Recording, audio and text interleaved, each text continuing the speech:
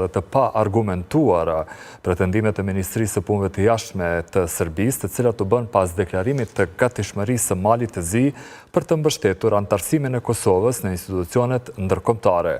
Përpjekjet për të paraqitur qëndrimet tona politike si kërcënim ndaj interesave të Serbisë janë plotësisht të pabazuara, thuhet në deklaratë.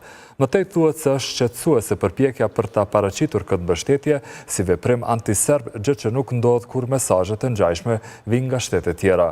Ky reagim vjen pas deklaratës së Ministrisë së Punëve të Jashtme serbe që udhëhiqet nga Marko Đurić dhe e cila, siç thuhet, shpreu shqetësim lidhur me qëndrimet e Malit të Zi në mbështetje të pavarësisë së Kosovës dhe për lobim aktiv për anëtarësimin e Prishtinës zyrtare në organizata ndërkombëtare. Para 2 dite, Ministri i Punëve të Jashtme të Malit të Zi, njëherësh zëvendës kryeministër Ervin Ibrahimović, deklaroi gjatë një interviste në radio televizionin e Malit të Zi se Podgorica zyrtare do të mbështesë anëtarësimin e Kosovës në organizata ndërkombëtare. Tani ndjekim të plot deklaratën e Ibrahimovićit, e cila shkaktoi kokçarje të mëdha në Beograd dhe në Podgoricë, po ashtu sidomos të politikanët pro-Serbisë.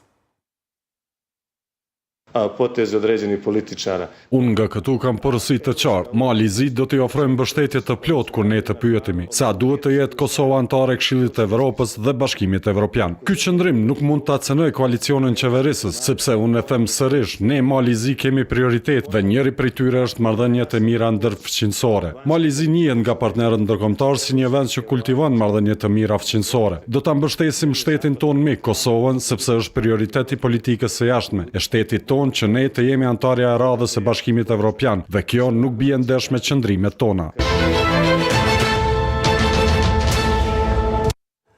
Ju faleminderit gjithëve për vëmendjen, kaq kishim për magazinën informative të së dielës në Klan Kosova, ju qëndroni me